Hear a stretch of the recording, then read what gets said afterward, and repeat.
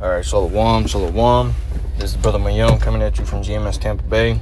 First and foremost, I want to give all the praise and all the glory unto Yahweh, Bahashem, Yahweh Shai, Bahashem, Rachah HaKodash. Double honors to the elders, apostles of Great Millstone, and much blessing and salutations to the Akim around the four corners of the earth who are diligently pushing out this truth in its truth and sincerity. And I just want to do a quick video, just going into this article a brother sent out on this website entitled charityandSecurity.org. And, we're getting close to this time of Amos 8 and 11. Things are, as Yahweh Shai himself said, things are beginning to move along, quickly, so that Yahweh Shai can go ahead and come and deliver the elect of Israel. All right. And the elect of Israel, for those of you that may not know, it's not only 144,000 prophets. All right. There is also a mixed multitude of Israelites from all over the earth that may look like other nations, all right, but are through their bloodline Israelites, okay, because that's to who salvation pertains to, okay. The salvation pertains onto the Israelites, okay, and to them the Lord send the prophets, to them the Lord send the Messiah, his only begotten Son, Yahweh Shai, all right.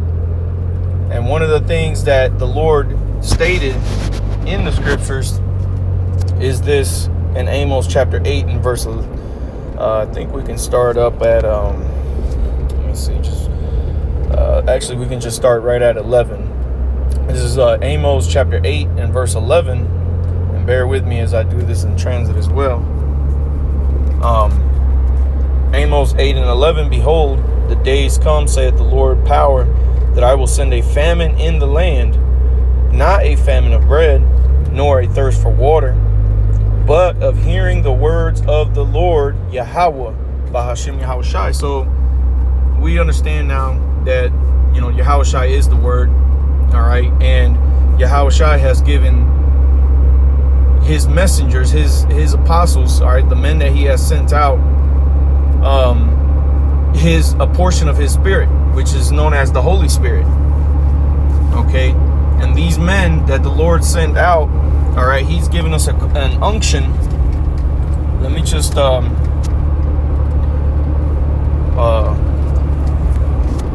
me get this quick preset, because he gave us a directive, all right. He gave the prophets an objective to complete, all right, and that is to make thy calling of election sure. And for the prophets, the making a part of that, making our election, our calling of election sure, is by going out onto the highways and byways. All right, let's just get this real quick, this verse.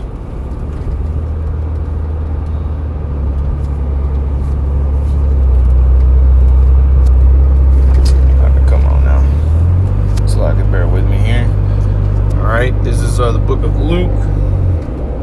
Come on now. This app always trying to give me problems around this area. Luke chapter 14, and I believe around the 23rd verse.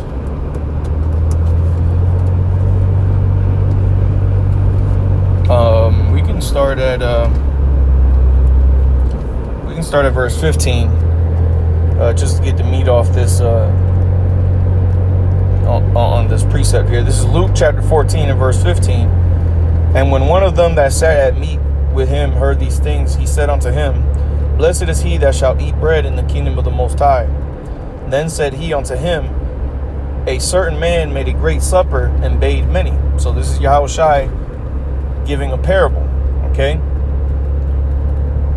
All right, so it reads again, verse 16. Then said he unto him, A certain man made a great supper and bade many. And this is what this calling is for. All right, this is a supper. You come to the Lord to eat.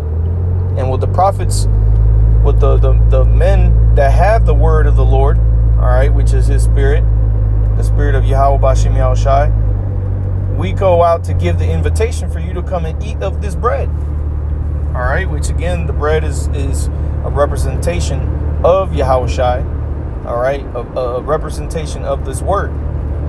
Okay, so verse 17, and he sent his servant at supper time to say to them that were bidden, come, for all things are now ready. Now, the thing about this is that those that are bidden, all right, those that have been preordained or already put onto the list to be able to come into this supper, they don't know it yet, but they have been invited. And so the objective of the prophet or the messenger is to go out amongst the people and to tell them of this supper, and so that when those that are bidden hear of this calling, hear of the invitation, they take heed. And that's what happens, man. Those that the Lord has preordained to believe and to come to this knowledge, wisdom, and understanding, they're going to hear this word and they're going to believe, and they're going to come to this supper. They're going to make themselves ready. And they don't even have to hear their name. You know, like I myself, when I first heard, the truth, when I first started to, find out about the truth of the Bible, I didn't personally hear my name being called, hey, Mayum. I didn't have the Lord shaking me like he did with Eli, trying to wake me, have an angel trying to wake me up. That didn't happen. And I guarantee you, the elect, as far as brothers in these times that we're living in now, the prophets, none of us got woken up, being called by name to come and serve the Lord. None of us got that, man. So what you're going to hear is that voice of the Lord telling you that this is the way, walk ye in it, man, as the scriptures tell us what would happen. Okay? So continuing on in this verse, or this chapter, Luke 14 and 18, and they all with one consent began to make excuse. The first said unto him, I have bought a piece of ground, and I must needs go and see it. I pray thee have me excused. And again, this is what happened. All right? This is what happens when, you get you cast that net out there, and you get the good fish and you get the bad fish, man. So you get you get particular people, and we had one example here in the Tampa church, of that years ago, where we had this Asherite that was in the camp, somebody that me and that the brother Ash and myself knew from back in the world. We did all types of shit with this, with this cat, and we come into the truth, and obviously that's one of the people that we constantly hang out with. So eventually, the dude started to come out to the camp, and eventually, the cares of this world just choked him up. He started to make excuses. I can't give up things like you guys did, as if we gave up, as if we, honestly, he believes that he has something in this world, and he just couldn't see himself giving up the so-called things that he had, the bright future that he had ahead of him. But, that's why the scriptures tell us, he that shall gain his life on this side shall lose it. Okay? He that shall gain his life shall lose it, man. And guess what? Yahushua, who the world literally calls Jesus, he was the one to say that. All right? He that shall gain his life shall lose it. And they that have lost their lives for my name's sake shall gain it, man. And what are we going to gain? We're going to gain a life. But that life doesn't come until the kingdom of heaven arrives. All right? Until it's established here. When Yahushua returns. That's the beginning of it. Okay? Meanwhile, those that, as an example, this Asherite, Shawab was his name, which was an omen, him returning back to the world. Originally he was given that name because he returned to the truth, right? And in all actuality, the Lord gave him that name to mock him, because he was going to go return back to the world, man. All right? And again, we're going to go down this verse here of the different excuses. It's men like this that have, brought the Lord to much anger, and why very soon the Lord's just going to take his men from out these streets, man, because the men of the Lord are underappreciated, man, undervalued. Okay? And serving the Lord is frowned upon. Okay, not many people have rejected the fact of serving the Lord, man. They have turned it into something that's evil. And the scriptures tell you that woe unto them that, put good for evil and evil for good. Okay?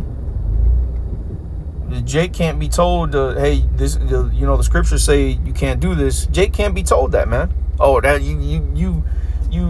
they start coming up with all types of shit to say to try to reason in their own mind as to why they don't need to listen to what the Bible says.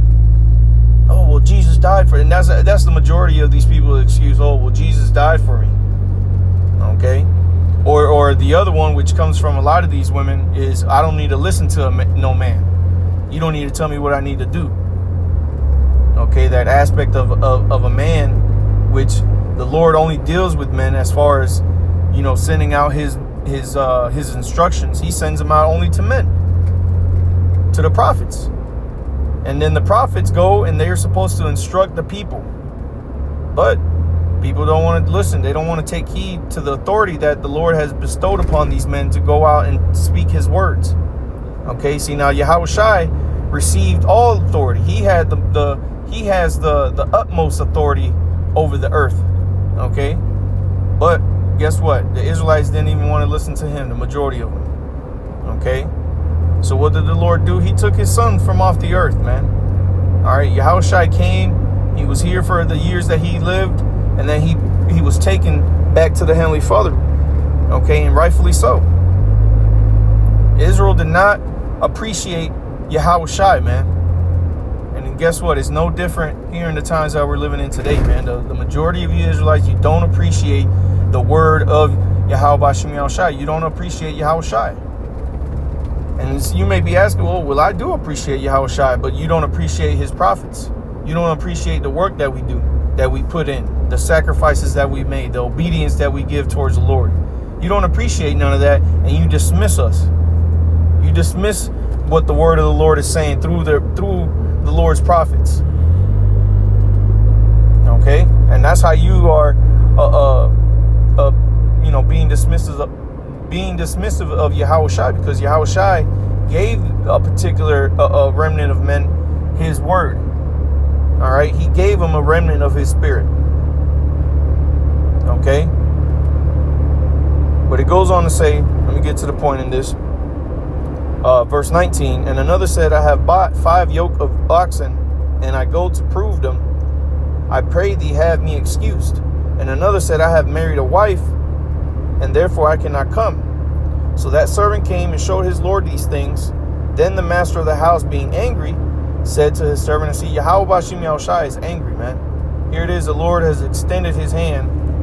All right, let's get that in 2 Chronicles chapter 36. 2 Chronicles chapter 36 and verse 15. I'll read it in the NLT. The Lord Yahweh, by Hashem Yahushua, the power of their ancestors, repeatedly sent his prophets to warn them, for he had compassion on his people and his temple, which is Israel. But, verse 16, the people mocked these messengers of the Most High and despised their words. They scoffed at the prophets until the Lord's anger, the Lord Yahweh's anger, could no longer be restrained and nothing could be done. And this is where we're at now. The Lord is at the point to where he can no longer restrain himself. Okay, and what the Lord is going to do in touching you is he's going to send Yahushua to do his bidding. And that's the last thing that you people want. That's why in the book of Amos, it says, woe unto you that desire the day of the Lord. To what end is it for you? For the day of the Lord is darkness and not light. A lot of you calling yourselves wanting the Lord to return don't understand what the Lord is coming to do. That's why it's going to meet, the day of the Lord is going to meet thee as a thief in the night, man. It's going to be a very shocking surprise to you of what the Lord is coming to do, man. Okay?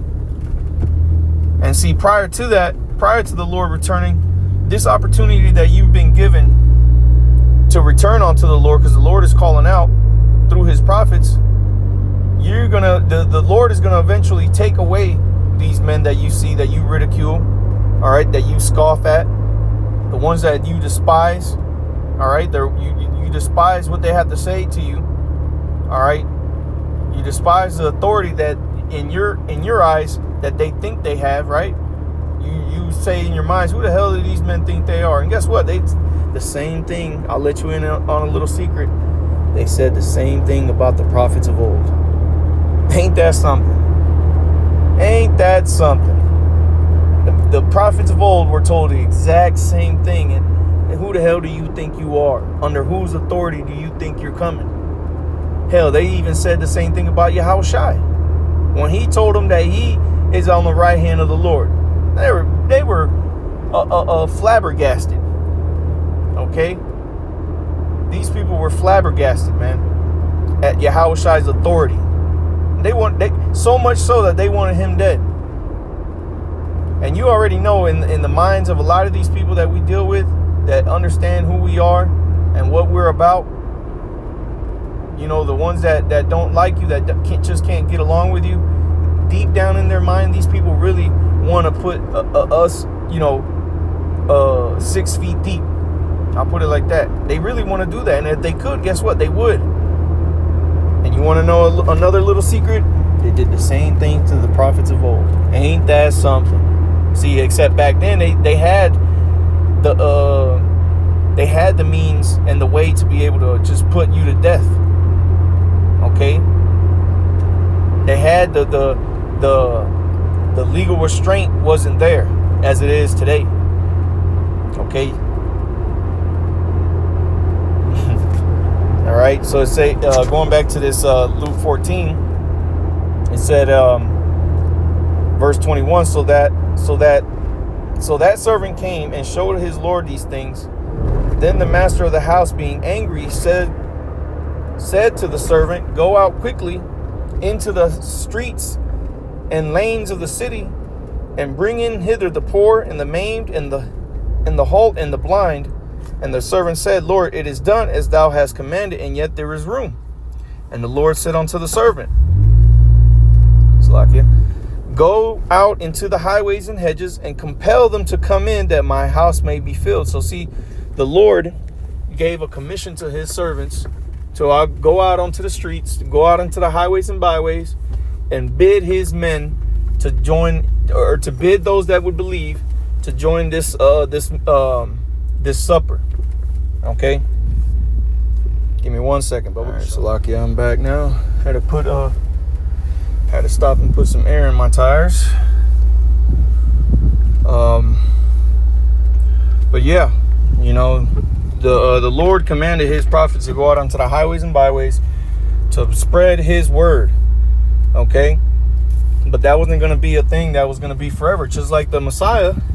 Okay, when he first came, Yahushua, when he first came to the earth, okay, as Yahushua, he didn't come to be here forever. He had a time frame in which he was to play out his part in the tale of the Lord. Okay, and so the same thing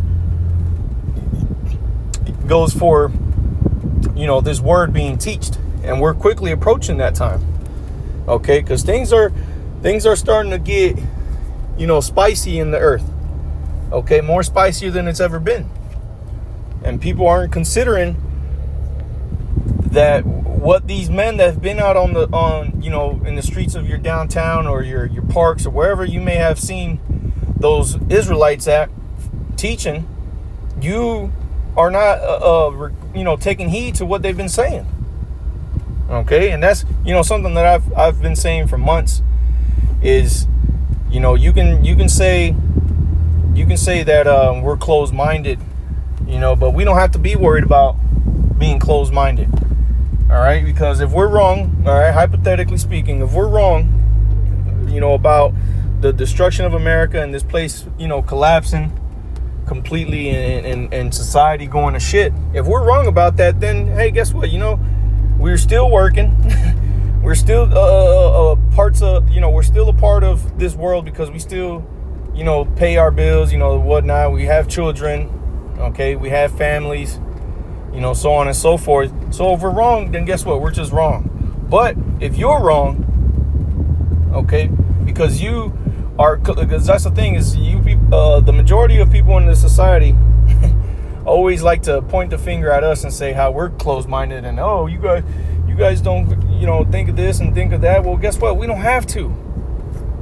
Okay? But you, on the other hand, you should consider what we say. Because in the off chance, right, hypothetically speaking, again, in the off chance that we are right and you're wrong, then you, my friend, are going to suffer greatly. And when the time comes for these things to begin to happen, you're going to have a lot of people who thought exactly that we could never in this lifetime or any other lifetime could be right about what the Bible's actually saying. There's just no way.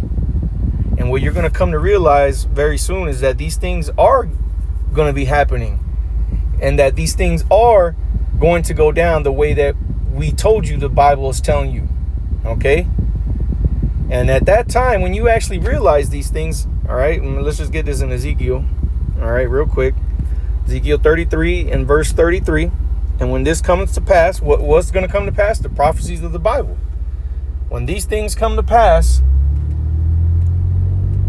lo, it will come, then shall they know that a prophet hath been among them. So you're going to know that there was a man that was telling you things that were going to happen before they happened. You're going to realize that. Okay? And when that time comes, you're going to go seeking those men that you once upon a time saw, that you once upon a time laughed at. All right? Because at that particular time when you find out, there ain't going to be nothing else to be laughing about. You see? You ain't going to be laughing in that day. The only ones that will be laughing, I'll say, are the prophets of the Lord. Because when y'all start coming, those of y'all that laughed at us, laughed at the message that we told you, laughed at how, we dress, laughed about how we, at our appearance, okay? All that time that you had left, guess what? Is now going to come back onto you. That same energy that you gave onto us, we're going to give onto you. So in your day of your calamity and the day of your distress, guess what? We're going to be laughing at you. And ultimately, that's going to be the spirit of the Lord that's going to be on us to be laughing, man. Because the situations that people are going to be in, it ain't going to be no laughing matter. People are going to be completely and utterly miserable, completely suffering. And sufferings that have never been seen on this earth before. So it's not going to be a laughing matter, but we're going to be laughing, the prophets. Okay? So when you come to realize that all these things that these men have been saying, now I see that they were actually right the whole time. It's going to be too late. This is Amos chapter 8 and verse 11. Behold, the days come, saith the Lord power, that I will send a famine in the land, not a famine of bread nor a thirst of water, but of hearing the words of the Lord. And they shall wander from sea to sea, and from the north even to the east. They shall run to and fro to seek the words of the Lord, and shall not find it. Now, who was given the words of the Lord? Who was given the instruction to go out into the highways and byways and bid them to the supper? Who was given that? The servants. Who were the Lord's servants? Amos chapter 3 and verse 7. Let's just get it real quick. Amos 3 and verse 7. Surely the Lord power, the Lord God, will do nothing, but he revealeth his secrets unto his servants, the prophets. So the servants of the Lord are the prophets. That parable that Yahushua gave in Luke chapter 14 of the servant that was given the commission to go out and to bid the people into the supper. Those servants was speaking about the prophets and this message of the Bible to return back to the Lord. Okay? And you're not going to see these men no more. You're going to go looking for us in that day, but it's going to be too late, my friend. And see, the way that this devil Esau Edom, all right, the so-called white man, all right, the very few that run this earth, all right, as you would call them, the elite, they're cracking down on this ministry through means of safety. All right, and this is what this brother sent out, tying it into this article the brother sent out. I'll go back to it. This damn thing would function.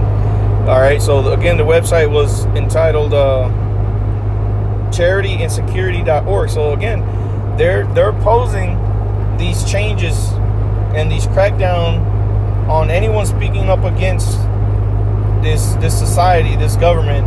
All right. To be more specific, here in America, anyone speaking up against this place, all right, they're going to be deemed an issue, a problem. Okay, so this is and this was written in, it says, let me see if it has a date for the article. This was written April 9th of this year, or it was edited on whatever that date is given is when this was put out, whether it was a revision or whatever. But it says on March 18th, 2026, CBS News reported that the Federal Bureau of Investigation, the FBI, and Internal Revenue Services, the IRS, are forming a new initiative to investigate non-profit organizations over suspected possible links to domestic terrorism. Now, guess who is registered as a non-profit organizations? I'll give you a clue. It's not GMS. You see?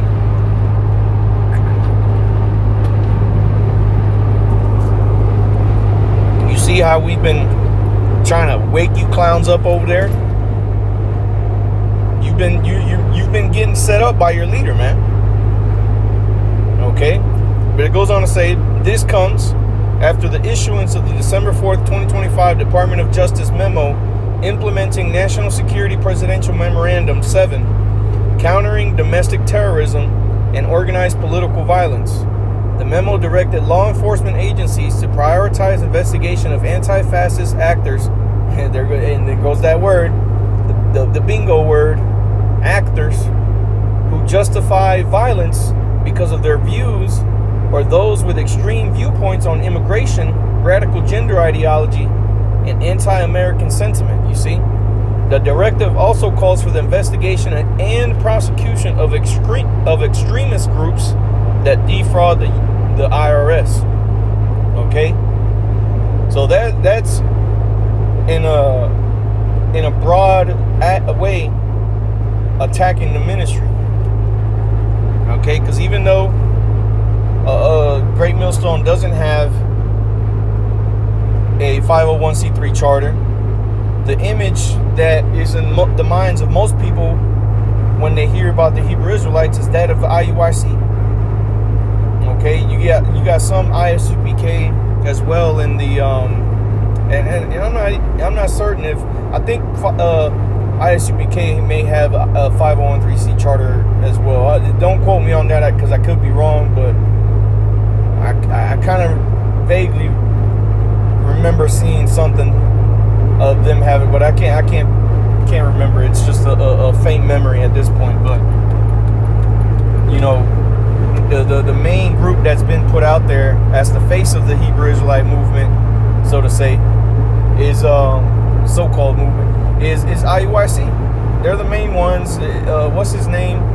You know, and really ISUPK, they're really more out. They're the face of the Hebrew Israelite movement in the black community. All right, the so-called underground, you know, in the underground fashion, if you get what I'm trying to say.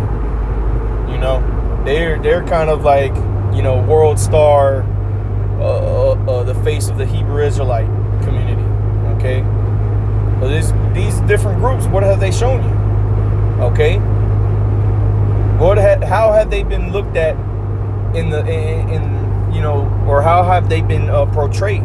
Well, you got one group that calls on the name of Jesus, okay, that basically is a mega church, Christian mega church with a Hebrew Israelite twist, and then the other one is the no cowards. Okay, you see the videos of them doing push-ups and pull-ups and getting pepper sprayed and looking militant, and now I see the same thing with these marches that they be doing with hundreds of men marching in a militaristic fashion.